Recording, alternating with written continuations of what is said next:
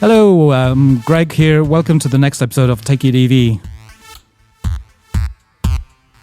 On today's episode, I've got Chris Ramsey from Pole to Pole, and we're going to be talking about driving EVs, just a very long distances.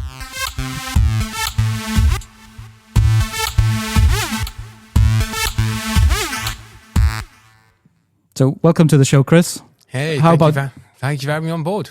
How about you introduce yourself and we can talk about the stuff you've been up to for the last whatever. Yeah, so my name is Chris Ramsey from Plug-in Adventure. I'm effectively the founder of Plug-in Adventure. And what that is taking electric vehicles and doing what some people call as crazy, mad adventures. But for me, going out and just dispelling all those myths about range and whether EVs can charge, if they can go long distance, whether they can survive in the cold weather, whether they can survive in the hot weather.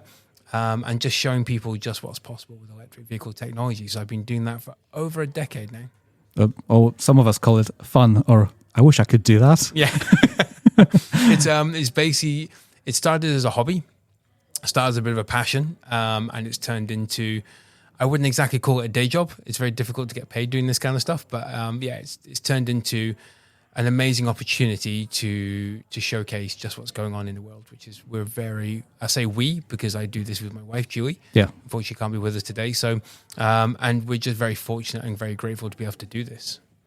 Yeah. I mean, for those who haven't seen it, I've followed you on the socials for a very long time. And you, when on your last adventure, you were giving, I'm not sure it was daily, but like frequent updates. It was always amazing, different scenery, different area. It's, that's why I'm saying, like, I would love to be able to do this, but I'm not sure my wife would sign up for this. She's not as crazy as I am. But how did you start? Like, did you one day wake up and like, I want to go to Antarctica in an EV?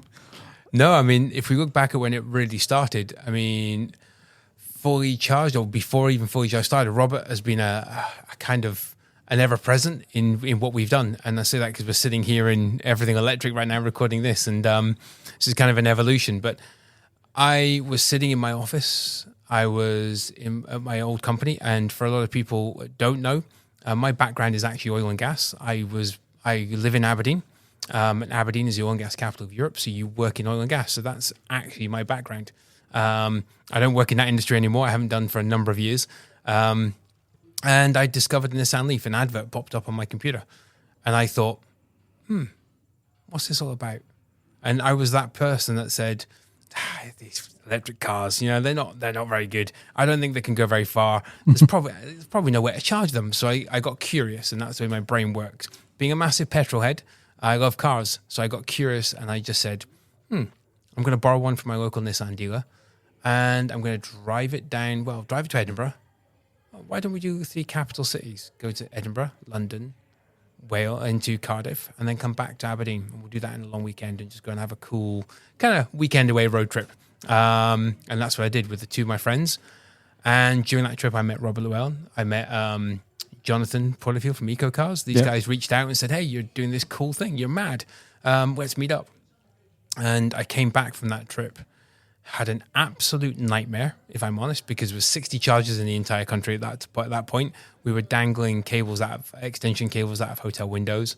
And we were charging in Asda's front entrance with the doors literally closing on the Leaf while it was charging and people were having to walk around it. But I came back and went, wow, this is cool tech. I love this. There's something about it that hooked me. And I was like, I want one. So I bought a 24 kilowatt hour Nissan Leaf way back then. And I still have that car today. It's still my car on my drive. And that's how it started. I just put all that on social media, put the journey on social media, and people were like, wow, this is cool. This is an EV showing all the positives, all the negatives at that time, but putting an EV through a real world adventure, a real world road trip and showcasing it. And I thought, I'm going to keep doing it. And then fast forward to 2017, not the venture we've just done, but in 2017, that evolved in me leaving the industry, oil and gas industry altogether, and saying I want to promote electric vehicles full time, and convincing my wife, Julie, to go with me from London to Mongolia, 10,000 miles in 56 days in a 30 kilowatt hour, with our modifications, 90 mile range electric vehicle. And just showing that in the Mongol Rally, which was the event we entered, just showing that electric vehicles can go long distance. You don't need charging infrastructure. You just need access to power, because from Turkey to Mongolia, like nearly 7,000 miles, we had no public chargers at all, no charging infrastructure. We relied on the kindness of strangers to plug us into a 2-pin plug, and just showed that things were possible, and EVs are capable, and the technology is great. And that was quite an evolution to that point. But that's really what spawned the passion in EVs, just sitting there and getting an advert served to me on my computer at work. Amazing. I mean, you probably haven't heard my story, but I test drove loads of EVs when I lived in London. I used to live in Belfast, and I moved down to back to England. And I thought, this diesel thing that I have no longer kind of works in here. Kept on braking and all that. And I kept on test driving different cars. And eventually I got myself in a Nissan Leaf. And the moment the guy told me, you can press this eco button on the steering wheel and it will take that off. And I pressed the accelerator slightly, and the car just jolted. Yes. And I was like, wow, I want that. And if you think that, the Nissan Leaf, as great a car it is, I still have mine, but it's when you think of the way the technology is today, that was performance. That was that was still great acceleration and performance from that kind of car. And we've come along so much leaps and bounds in the space of less than a decade. Yeah. It's incredible to think. And at that time, that car was exciting. And I remember the iMeave, the Renault Zoe, and cars like this. They were, and with the Leaf, they were so groundbreaking at that time. But they were actually pretty cool to drive as well. Pretty cool.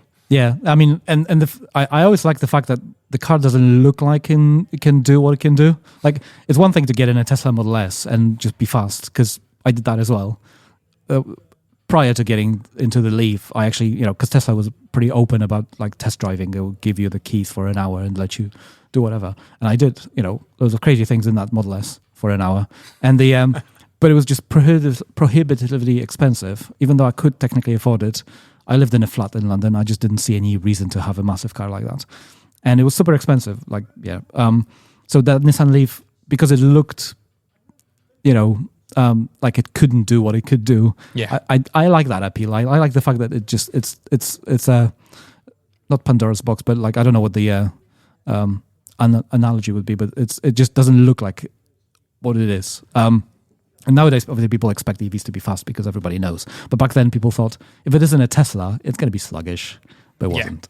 And that's the cool thing is, I think I look at it from the perspective of my wife, for Julie, because and people like her, because I'm confident in a car, and the electric car just gives you even more confidence. So if you want to overtake, you've got that confidence to overtake. And for people like my wife, initially there was not that confidence there. So being out on the back road, she wouldn't really overtake very much. But with the Leaf, even with the limited power that it has, at that point compared to today's market, it gave her that confidence to be able to overtake. Yeah. And to be able to nip out and do what she wouldn't normally do, because the car had that instant torque and instant power, like a lot of people out there listening to this podcast will know. But it was a real confidence builder for her, and probably many people out there driving EVs now. Yeah. And I'm going to get to your later adventure as well. But again, like the analogy, when I had mine, so one of the cool things that Nissan did, at least in the UK, they would give you the car for a couple of days, which was amazing. And I wish more companies did that. Like, because we are the everything electric, fully charged show, there's loads of test drives here, and that actually pushes loads of people to actually try electric. And that's what, that's what, if you're hesitant about it, if somebody gives you a car for a day, you're going to be less likely to be hesitant because you actually had time to do it on your own terms. Yeah. But I remember one long weekend. It might have been actually, however many years today, because it was a long weekend in May or whatever, one of the summer days. I actually, from London, I drove to Edinburgh, then I drove to Glasgow, and I can't remember, somewhere in the West Country, and back to London over the long weekend on the Ecotricity chargers back in 2016, which, we know how many those days. Yeah, and because it said drive like a wind or something like that, I was like, sure. And because they were free at the time, you just took it for a spin. But I'm sure when you tried your 24 kilowatt hour Leaf, that was way earlier than that. So I think we're kind of keen to like being adventurous men, but I haven't done any as crazy adventures as you have. So just tell us what. So I mean, going to Mongolia in did you say 10,000 miles? That's just 10,000 miles. That's a lot of driving. it is, and I think one of those things for that expedition was really to prove a point. Yeah. If I'm being completely honest, it was to prove that EVs can drive long distance. You're not going to do it. Let's be realistic. You're not going to do long distance driving in a 90-mile range car. No. And you wouldn't choose that car for those kind of cars for doing that range. But but for us, that was the point. That was to kind of say, one of the rules was in the Mongol Rally was the car had to be no more than a 1 litre engine. So the Nissan Leaf ticked that box because it's classified as a 1 litre. It had to be affordable. And at that time, second-hand Leafs were really affordable. So we kind of ticked that box as well. One of the things they said as well is the car has to be completely unsuitable for the Mongol Rally. Okay. So when you get these cars that are entering it, there's some really clapped out old bangers. There's some really cool looking cars. But for us, the organizers were like, this is the most unsuitable car ever for us that's entered this rally because it's electric. And everybody's perception is that it's not going to make it. It's not going to make it out of the UK. It's going to break down. Yeah, exactly. And so we kind of did that to prove a point to the world to say, look, no, these aren't what you think they are. The electric vehicles are more capable than what they are.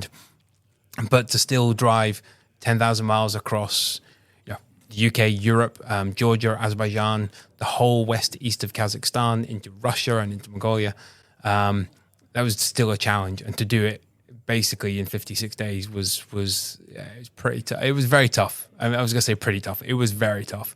I call it the most amazing nightmare.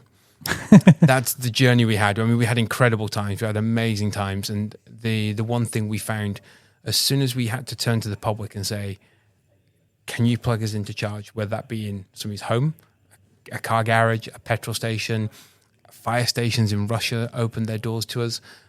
Just you name it. We went and charged for everything. A forest, and actually directly from an electricity pylon in the Siberian forest.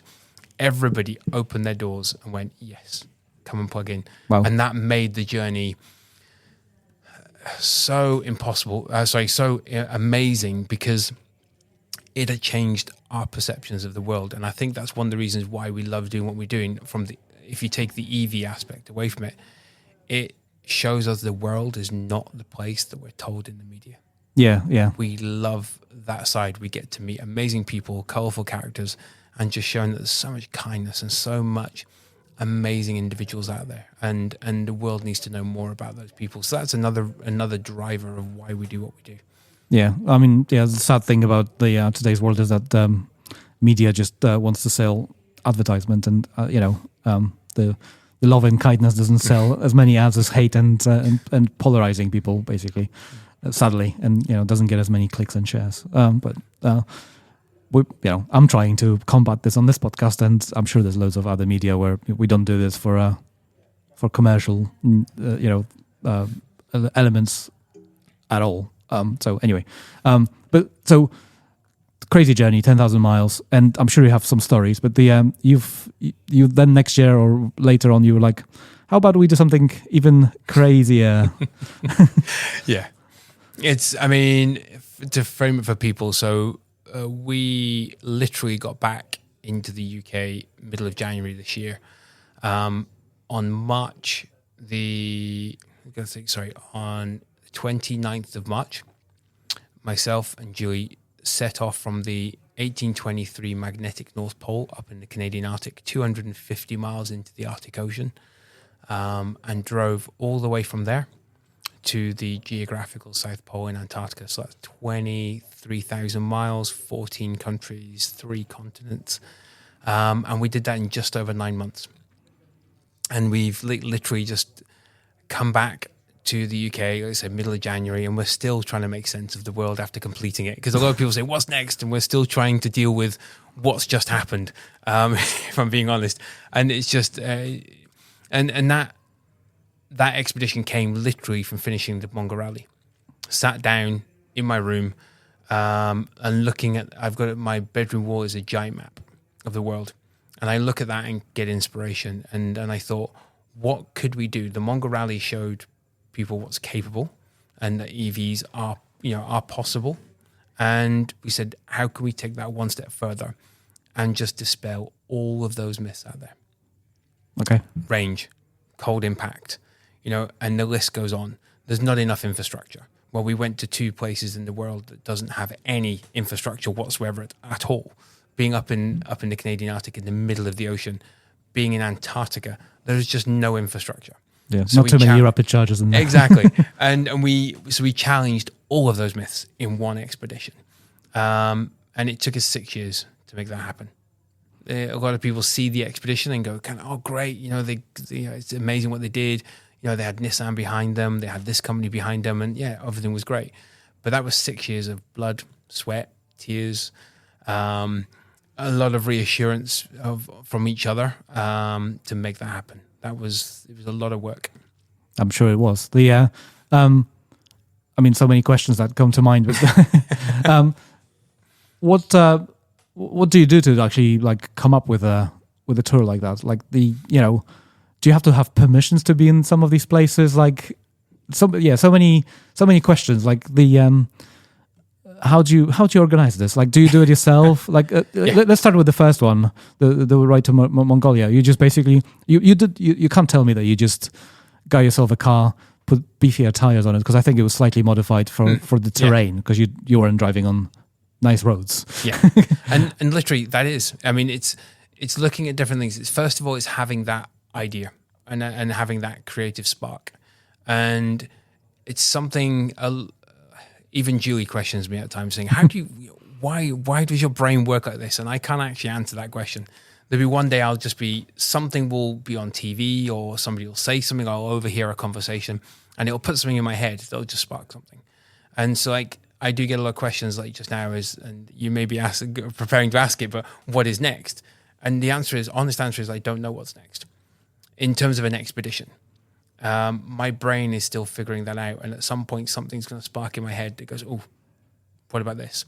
Because everything we do has got to have a purpose.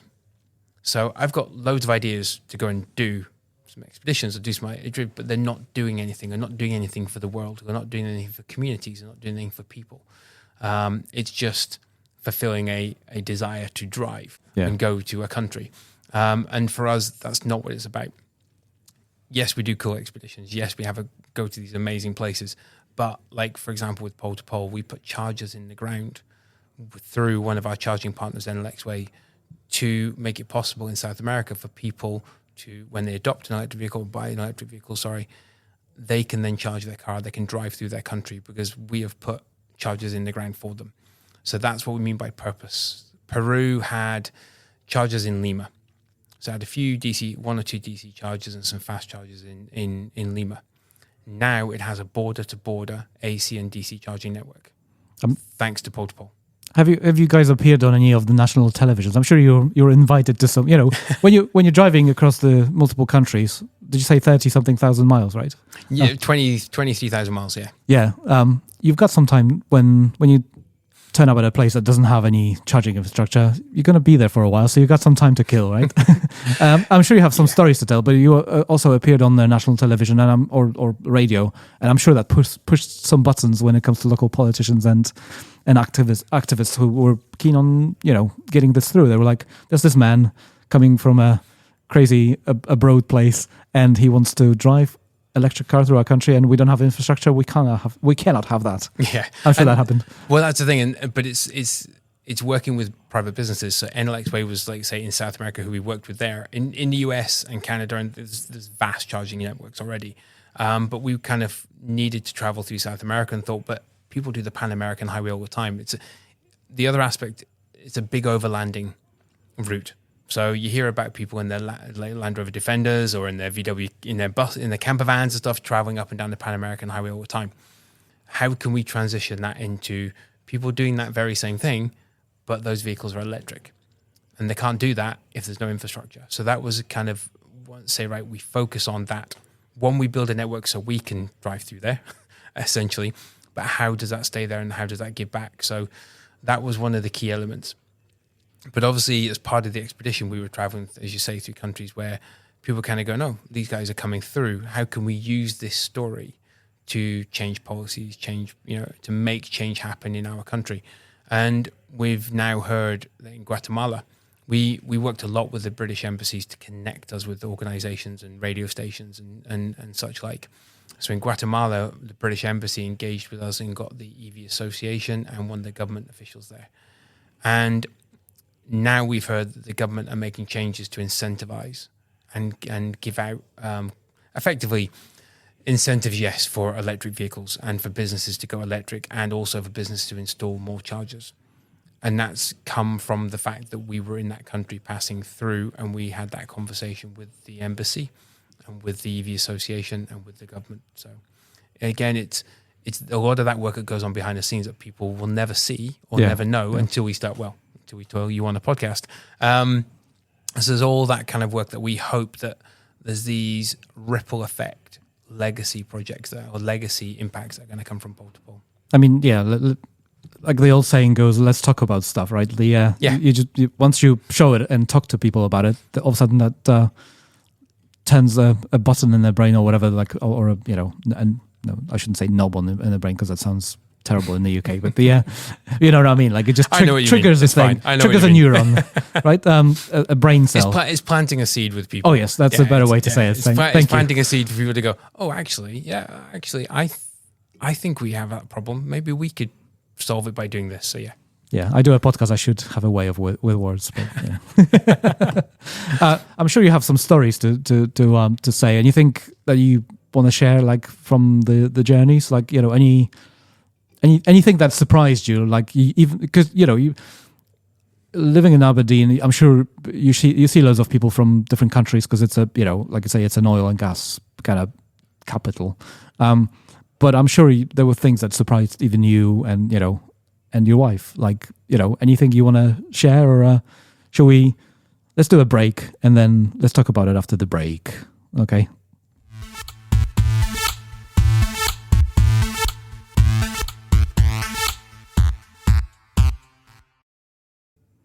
Right, so let's hear some stories, Chris. I'm sure you've got loads of interesting, amazing, and surprising things to talk about. So, yeah, the microphone's yours. Yeah, no, when you talk about surprising moments, I mean, we've never been to Central America, South America before. So going on this expedition, we're not only just jumping in right in the deep end, we are literally going for it, and everything was completely new. So when we left the US and drove into Mexico, everything was just an overload, a sensory overload of everything. We're seeing all these countries for the first time, and everything surprised us, but nothing surprised us in a way. Because when you're in South America, Central America, Mexico, your senses are overloaded, and you kind of, this is really cool, this is amazing. Then you've got to come back and think, we're trying to do this expedition, we've got to get to our next point. But then you've also got to battle with the changes in driving style, the changes of what's happening on the roads. And Mexico down to the southern tip of South America, into Chile. It's saying a war zone in terms of driving on the roads is probably a strong way to put it, but it's a jungle.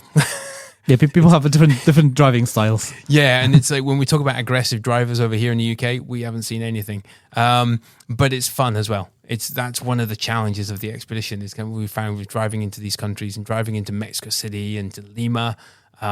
It's a fun drive. It is an incredible thing. But I find one of the things, if I look at the surprise then from that aspect, I'm surprised we never had an accident. That is one of the things surprises me the most, because we were coming bumper to bumper. We were coming wheel arch to wheel arch with cars and trucks. We were sandwiched between two trucks that were trying to get into the same lane that we were in. We're on the left and the right, and they were just coming closer and just cutting us off and cutting each other off. And I'm still surprised why we never had an accident on that expedition. I say it's lucky. It's good driving, but Julie, I think, just says that I was lucky. Or maybe your car just stood out so much they were like, "Ooh, what's this?" Or maybe that's the way they drive every day, and this is just the way. It is literally that. That's just the rules of the road. But yeah, I'm sure your amazing driving is part of it as well, because somebody else may have overreacted or just being like, throwing up the hands up in the air and be like, whatever, and and that's accidents happen like that sometimes. So I mean, you learn very quickly how to drive. It sounds really bad. You learn very quickly how to drive very aggressively, but in the right way, because it's just the way it happens there. And I think it's such an amazing thing to experience, because now being back here in the UK, it's very different again. So you have to learn very quickly how to adapt to different driving styles when you go into various different countries. So I think that's why I find driving on the left and the right so easy. And I'm sure a lot of other people out there do, but I think from the expeditions, it's taught me how to very quickly switch between left and right and change driving styles depending on the country very quickly as well. So on that journey, you guys were in the Nissan Ariya, right? Yeah, Nissan Ariya, 87 kilowatt hour e-force for people that are interested. And the modifications to that vehicle, because a lot of people maybe seen the pictures online, we had 39-inch BF Goodrich tires on there.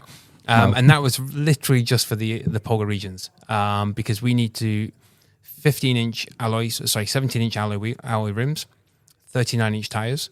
And the idea behind loads of rubber was because we needed to drop the tire pressures down to about 10 to 4 psi. Now you'd run 25, 30 psi of tire pressure in your normal tires, but we're running them down about 4 to 10 because we need to use that rubber space to displace as much of the weight of the car as possible, because we were driving on the sea ice. Yeah, we were driving on up in Canada. We were driving on small little lakes, small little ponds, and we don't know there how thick the ice is. Yeah, so we need to displace all that weight. But that was it. I mean, we have tow hitch receivers on the front and the back, and that was for whenever we got really badly stuck, we could be recovered from that situation just to pull out and then carry on going ourselves.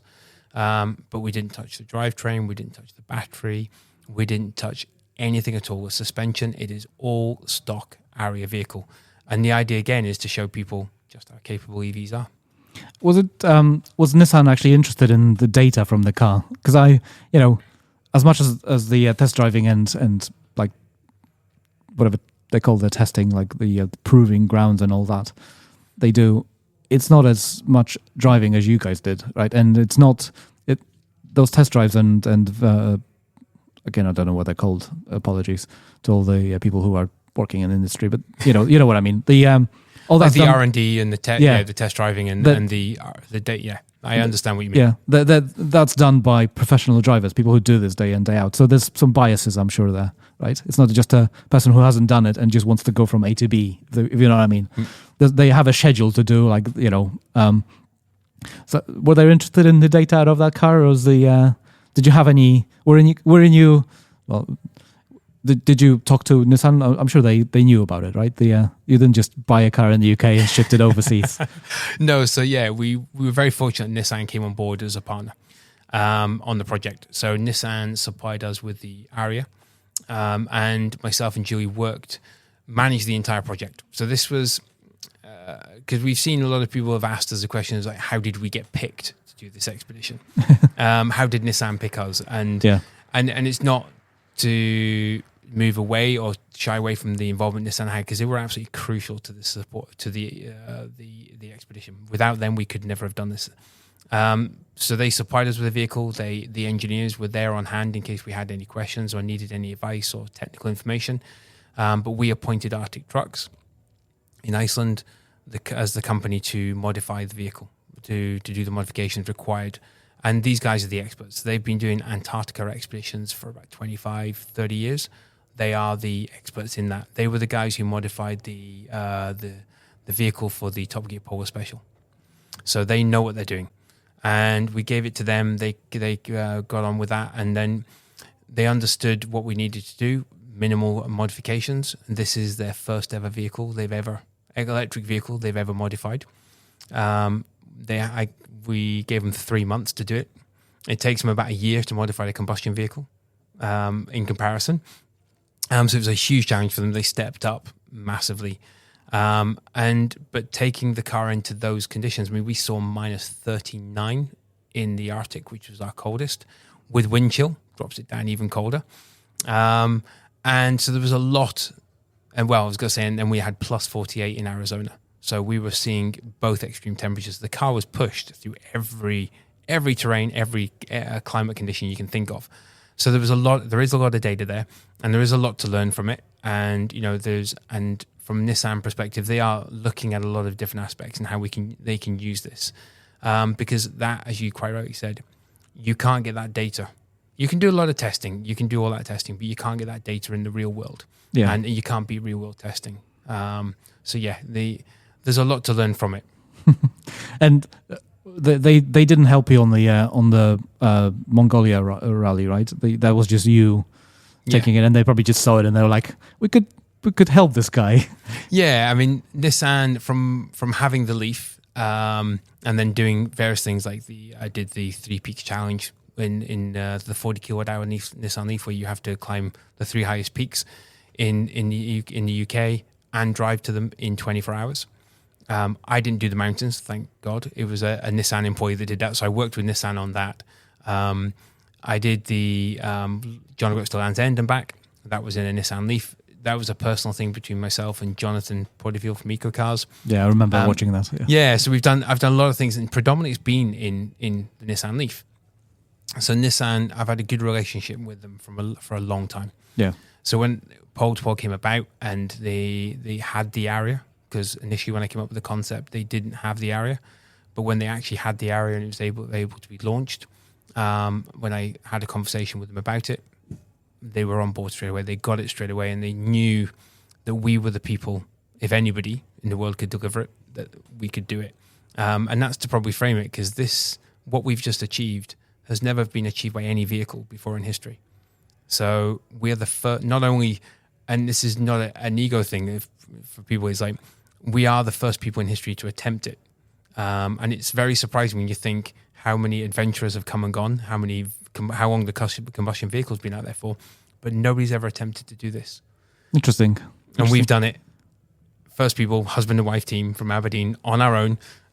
Yes, with support of partners in Nissan and BF Goodrich and Iridium and people like this, but essentially a husband and wife team have gone and done it on our own in a Nissan area, in an electric vehicle. So it's great to say the first vehicle in history to drive pole to pole is an electric vehicle, and it's the first electric vehicle in history to drive to the South Pole as a separate thing. Yeah, I imagine it didn't take them a year to convert it because they didn't have to do anything to the powertrain, which, driving an ice car in minus 38 something degrees must be a challenge. Or you have to you have to do the air intake differently, and so that doesn't freeze over, and all sorts of things we don't want to get into. But technically, it actually highlights the benefits of the electric powertrain, right? It highlights the fact that it's super simple. Exactly, and that's the thing. One of the things they can't do is switch the engines off. Yeah, because the engine blocks will freeze. So when you think about all those vehicles that are operating in Antarctica, they're all diesel, or they run off aviation fuel. Avgas, yeah. Yeah, so they're basically running off that, but a lot of those vehicles can't be switched off unless they store them indoors. And they can just do that in a scientific basis and things, but they can't do that at places like Union Glacier, which is the main camp. So a lot of vehicles will run and they will run their engines for long periods of time, so the engine blocks don't freeze. You don't have that complication with an EV, obviously. Yeah. And that's what we're kind of showcasing to the science bases, the Antarctica world, to say EVs can cope. We haven't modified this car outside of putting big tires on it, essentially, and it's coping with the harshest of conditions on the planet. So if we were to actually or you guys were to work and build an actual Antarctic expedition electric vehicle and, protect the battery, do some extra modifications to it, make it, a proper custom-made vehicle, you could change your vehicles to electric. Yeah. And you'll have to overcome a few challenges initially, but at the end of the day, we've shown you that it's possible. Yeah. I mean, so many questions come to mind, but they obviously would... I think one of the questions people ask were like, where do you get power in Antarctica from? Because there's no grid there, presumably. Exactly, and we have to take our grid with us. And this is where we've come into a bit of criticism for, and we're happy to take that criticism, because when people hear that we took a generator with us, people are saying, well, you took fossil fuels to power your car. It's like, yes, we do, because let's put the answer back onto the question back onto you guys. It's kind of like there is no infrastructure there. There's no energy. Exactly.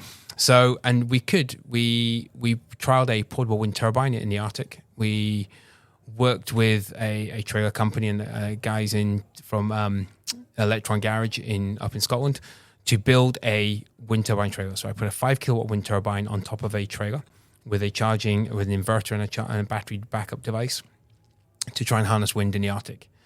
Sadly, with what's going on in the world right now, we had extremely hot weather up in the Arctic in terms of the sun, intense sun. So it was making the ice melt south of our route a lot quicker. We actually had to drive on a closed ice road because it was melting, and it had actually closed when we got there. We were lucky that we got dispensation to be on it, and because of that, we had no wind. It was calm, so we couldn't use the wind turbine. In Antarctica, the flip side, we have 24/7 daylight, 24/7 sun. So we used 1.6 kilowatt of solar combined with the 7 kilowatt generator, which we had in the Arctic as well, to charge the car. And when we say to people, you see that as a positive or a negative, whichever way you want to take it. But for us, it was 9% of the expedition. And we're realistic. There's no way we were going to charge the car solely from wind or solely from solar because we don't physically have the amount of time to do it. Yeah. We've got to get ourselves up to the Mag Pole. We've got to get ourselves back out of there before the ice melts, before the ice is melting on the oceans. And the only way to do that is to charge quickly, is to charge as quick as we can. So that's why we needed the generator. But also to get our permits and licenses to be there, we had to have the generator. And that's, again, because the industry knows fossil fuels. The industry knows that that's reliability. So it was an enforcement on us to basically have that as a backup, as a safety backup, or have our charging mechanism to ensure that they know that we can get out of the regions if we need to, and we were safe. Okay. I mean, yeah, to all the critics, I always say as an engineer, this is what, I don't know the actual details. I don't have the numbers in front of me, but I know that the generators are tuned to be a bit more efficient within certain RPMs. So technically, actually, you're polluting less, basically, using a generator and putting that in a battery. Because I know it's like an ongoing joke, is that, are you using a rapid charger, but there's a big diesel generator behind it. Yeah, but that diesel generator is going to use less power or emit less CO2 than you driving with the same amount of fuel, for the same distance. At least that's the way it was explained to me. I don't have the numbers in front of me. If you know more, just send me an email at takeitev@gmail.com. I'll be happy to. And we were framing it in the sense of saying, look, the expedition is about proving that an electric vehicle and electric vehicle drivetrain systems can do this. It's not about it's not about you had a mission and wind, solar, a generator. This is what it's about, and why we never said to people it's a zero emissions expedition, because it's never going to be, regardless of how we're charging.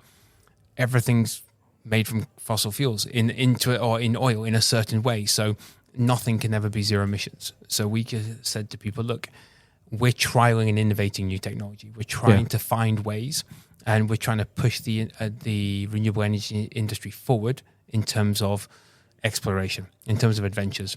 And they're not going to do that unless they get that planting of a seed that something could be possible. And it worked, because in Portland, when we were there at an event, an engineer came up and said, I never thought of doing something like that, not putting as big a wind turbine on a trailer, but doing something like that, a lightweight portable trailer with a turbine, with panels, whatever.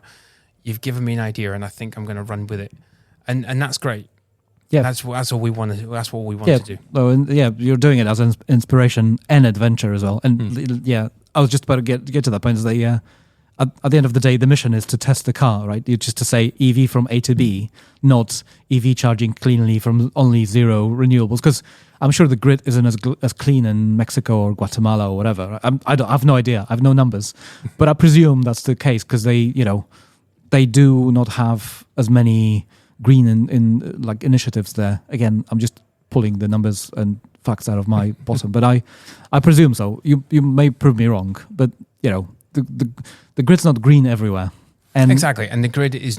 I mean, there's very few countries in this world where the grid is very green. Yeah, and I think Costa Rica is probably one of the few exceptions to that.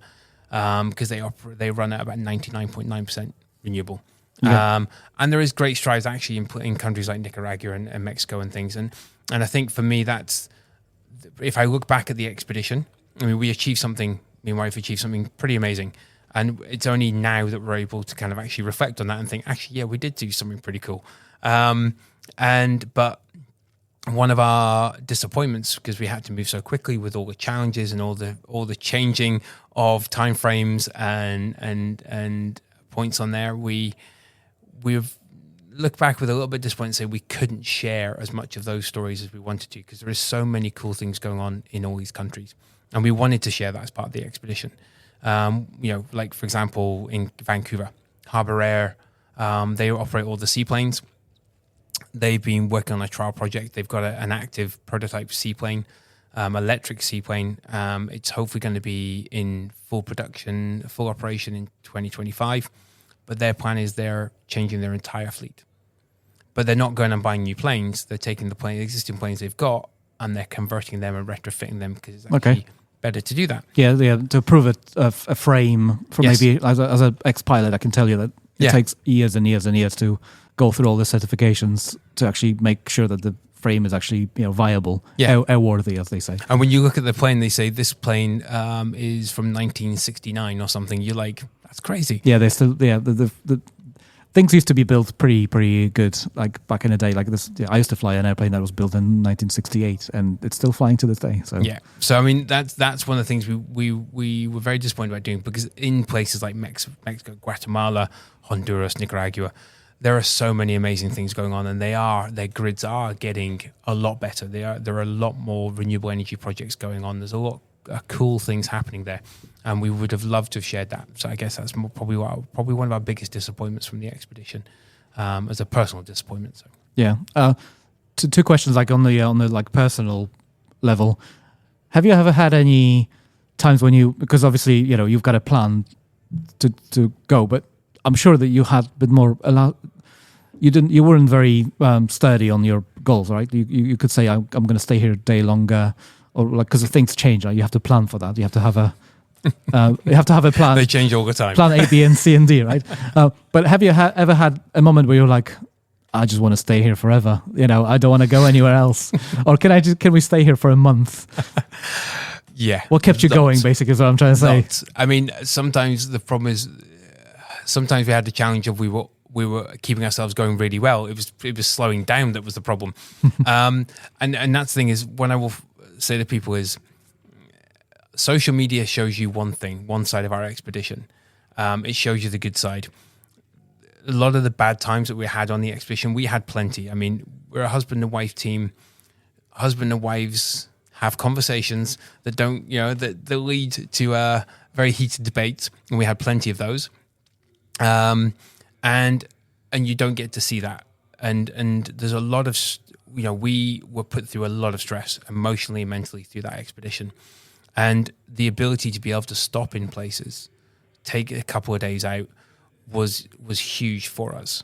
But the downside was, when we were traveling through getting into Central America, and we were all going good, the schedule was all great, to then be told that the route we were, I'll double back a second, because for people who don't know, when you go from Panama into Colombia, there's an area called the Darien Gap, and a lot of people know about it. But for people who don't, it's a stretch of land where the roads don't meet. Okay, it's jungle, and it's one of those places where you just do not go. People do go, but if you go into there, we certainly can't drive through it because there is no road. It's, like I say, it's dense jungle.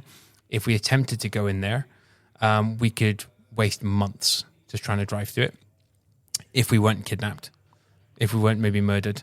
Or it's a very dangerous place. It's where things cross the border that shouldn't cross the border, essentially. And so if you go there, you are basically on your own. And if you do go missing, nobody's going in there to find you. So everybody ships their vehicles around from Panama into Colombia. And there's a well-trodden route. And I wanted to go off of that route because I wanted to save ourselves about 800 miles in Colombia, so we could do 800 miles less. So I worked on a different route. The shipping company were working on it. And then to be told in Guatemala that the customs agents are no longer going to clear your vehicle in that city. You now need to go to the port town of Cartagena, which is like about 800 miles north of where we were going to be. But to be told that and then say, so you now need to be here 2 weeks earlier in Panama City. And there is only AC chargers throughout Central America.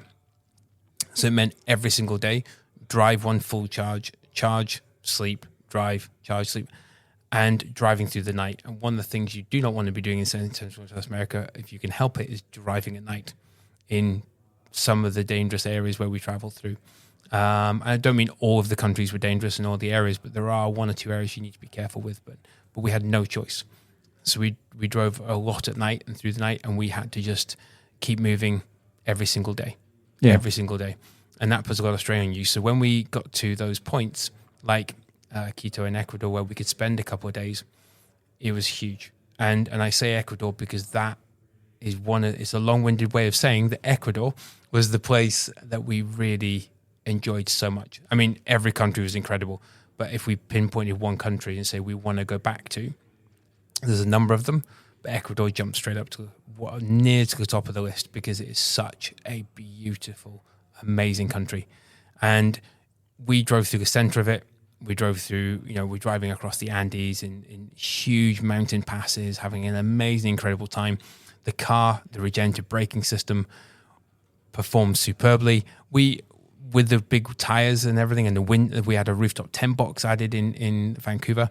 So that's basically putting a big windbreak on the top of your EV. Yeah. We had about 150 miles of range.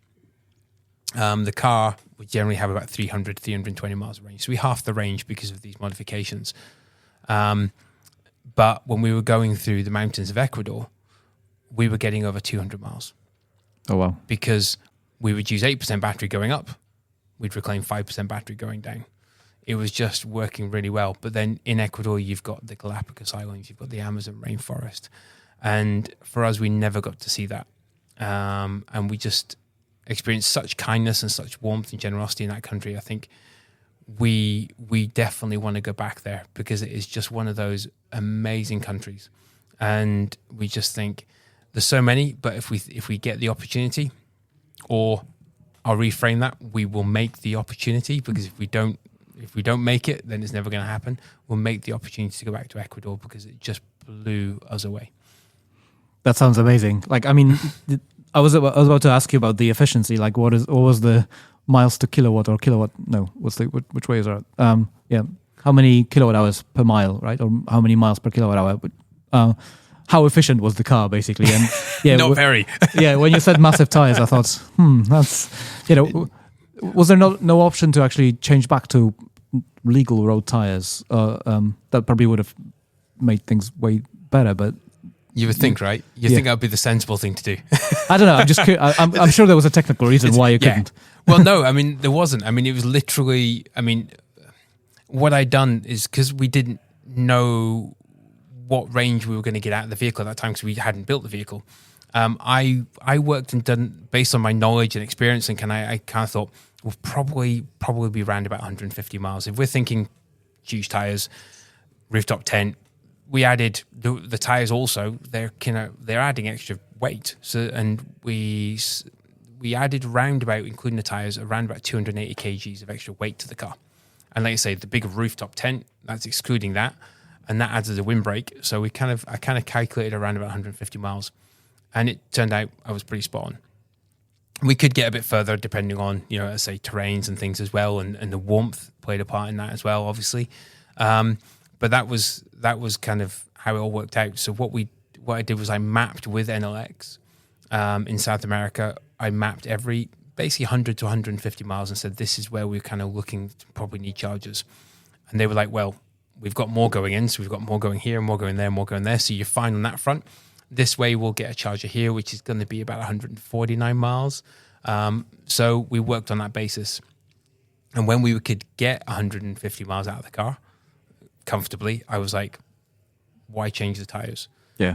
Because that proves an even bigger point that, we've made all these modifications and we can still do it with 150 mile range. But also it would have changed the look of the car. If we put normal tires on that car would with the fender flares, it would look silly. It could look stupid, yeah. It was the best decision as well, not just from a range perspective and thing, but also from an attracting the public point of view, because we drove through Canada, America, big pickup truck loving countries, and they just loved the car. Yeah, because it made the car look cool. Yeah. It stood out, right? It wasn't just because to them probably Aria is like a mid-size car or a city car. Well, to a lot of people, they hadn't seen the Aria before. Oh yeah, because it was a fairly new car at the time. Yeah, and I remember we were driving through one of these towns, and we had the window down, and we were just driving through one of the city streets, and we just heard this girl say to a boyfriend or a husband, but just turned to their partner and just said, "That car looks like a transformer. What is it?" It was like, and we thought, actually, it probably does look a bit like a transformer, and that was the thing. So we found that not a single person said it's electric. They were all attracted to it straight away because of the big tires. Yeah, and they came over and they went, "This is cool." Yeah, and it's electric as well. Oh, that's pretty cool. If this is what electric cars look like, I'd probably buy one, because they want a big vehicle. Yeah, that's the American appeal, market. Yeah. That's it. You're not going to get away from that for the time being. So you've got to give them a big pickup truck, or you've got to give them a big vehicle. They got more space, so yeah, and that's what attracted them. And like I say, not a single person. I can put my hand on my heart and say, not a single person said, "I don't like that." I mean, they like big things, but also normally electric cars are kind of optimized to, even if that makes them look funny, to be a bit more efficient. And you just did the opposite. So, and you've kind of proven the point from that perspective as well. So, I'm kind of mindful of the time, but because we've been talking for like 50 minutes. But the 2 questions: what's next? And I suppose we can, you can talk about any things that you feel comfortable about. What's next, like expedition, any other things going on? Yeah, no, I think I said earlier on, it's kind of like what's next is figuring out like what's the new normal. I mean, it's taken us a little bit of time to settle back in. Over a year or so of being away from home, so think about a year of mail and admin stacking up. So that's what we've been kind of just getting to grips with, and now we're just thinking about what is next, because we now have this. We've worked hard to build a platform and to build a voice. So now we have this voice. How can we use it to be purposeful? And so that's why we're in this transition of thinking about what is next. But we've also we've been asked this question, so from a lot of other people, and while we've been here at Everything Electric as well. So happy to say that we're also working very round the clock kind of thing on a book just now. Okay. So we kind of think that's another way for us to be able to share really what happened. I'm sure you've got loads of pictures as well. Yeah, and it's kind of share a lot of those stories that we can't share on social media, and social media isn't the place to share it. So we started work on a book, and when that will come out, we're not sure, because depending on the routes that it goes out, it can be anywhere between a year to 2 years before it can hit a shelf. So, and we're not sure of the best route, so we're still figuring that out as well. But a book is in the making, so that's cool. Pretty exciting. I'm looking forward to that, because I'm sure there's, like I say, there's loads of stories that they're easier to write down. On the podcast, it'd probably be half an hour. Yeah, exactly. But you can write them down, and somebody can read them at their own leisure. Yeah, and so I say, so it's figuring out what's next. We're in that kind of transition period and figuring out what is next. But we're just eager to share our story. That's the thing is, and talking to you today is great. So thank you for giving this opportunity. My pleasure. Yeah, it's just how we can share our story, and how hopefully our story can help people either transition to electric vehicles, or to make simple steps in life, or just to be inspired to do something courageous. Yes. And that could be going for that promotion at work, or taking a new career change, or doing whatever it be. It's just being a bit more bolder and being a bit more courageous in the world, because it's just, you can do it. I never thought I'd be doing what I'm doing today, and I am. And it's just because I took a chance. So yeah, I think I said many times to my wife, if I could get a year salary, I'll do what Chris is doing. And she would just look at me like, you're mad. Can I get a year's salary? Because I'm not paid either.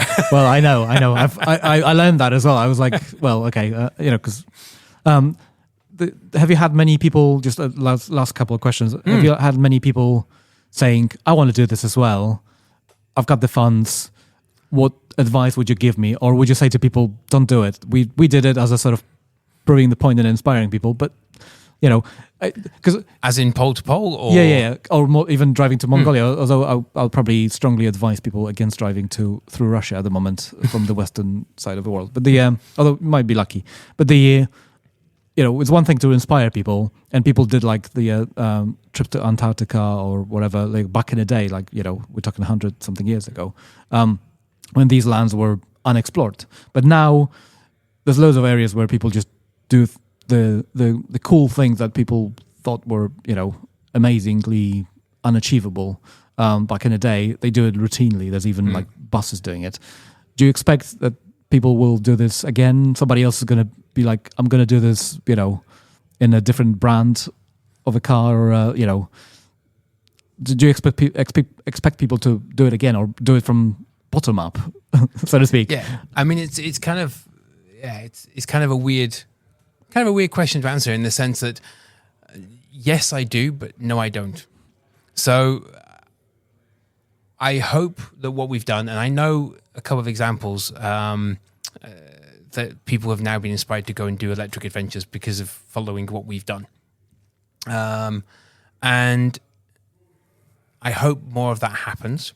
Hope we inspire the adventure world to kind of look and go, well, actually, yeah, maybe I will go and start doing what I'm doing now, motorbike adventures, car adventures, whatever it be, and turn them into electric. But I challenge them to say, what purpose are you going to deliver by doing it? Think about delivering purpose by doing what you're doing, and not just doing it for the sake of doing it. Yeah. Adventure and exploration will always happen. We have a thirst to explore and understand the planet, and that will never change. But let's do it a bit more purposefully, and that's what that's the hopefully we find that other adventurers and people will take on board. But I also don't want somebody. I want somebody to redo pole to pole so they go through the pain of what we went through and understand exactly what it takes to do it.